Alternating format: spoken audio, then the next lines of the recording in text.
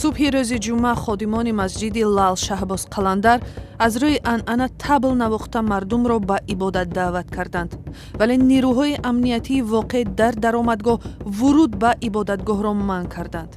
сокинони шаҳри ҷанубии Сайҳуни Покистон ба ёди қурбониҳои ҳамлаи 16 феврал мотам гирифтанд. шумори қурбониҳои он бомбгузории маргталабона дар масҷиди Софиён ба 80 нафар расида, беш аз 100 каси дигар бо ҷароҳатҳо ба бемористонҳои маҳаллӣ интиқол ёфтанд. ҳамла ба масҷиди Лал Шаҳбоз Қаландар як ҳафта баъд аз оғози ҳамлаҳои нави Толибон ва дигар гурӯҳҳои ифротӣ ба вуқӯъ пайваст. ман шоҳиди рӯзи қиёмат шудам. тамоми ҳавлии масҷиди Лал Шаҳбоз Қаландар саршор аз ҳазорҳо нафар буд. ҳама гирьяву нола мекарданд.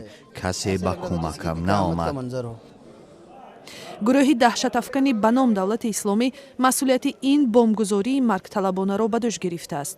ҳукумати вилояти Синд эълон кард, ки ҳамла як амали террористӣ аст ва дар давоми 3 рӯзи мотам парчамҳо бояд нима афрохта бошанд. ду вилояти дигари Покистон, Хайбар Пахтунхва ва Балуҷистон ҳам як рӯзи мотам мегиранд. бомбгузори маргталаб маводи таркандаро замоне ба кор андохт, ки дар дохили масҷид ҷамъияти намозгузорон хеле зиёд буд. дар пайи ҳамла дар ҷои ҳодиса камаш 72 нафар ва аз ҷумла 30 кӯдак ба ҳалокат расиданд. сокинони Синд мегӯянд, ки ин таркиш мардуми сулҳдӯсти вилоятро ба ваҳшат овардааст. аз ин ҳодиса ин қадар ғамгинам, ки намедонам чӣ гӯям. таъмини амниятӣ хеле заиф аст. мақомот бояд тамоми меҳмонсароҳои ғайрирасмиро зери назорат гиранд, то аз такрори чунин ҳодисаҳо ҷилавгирӣ шавад. баъди ҳамла Покистон бо ишора ба тадбирҳои амниятӣ марзаш бо Афғонистонро баст. ба қавли хабарнигори Reuters, ошӯбгарон дар ҳарду тарафи марзи Покистону Афғонистон фаъол ҳастанд.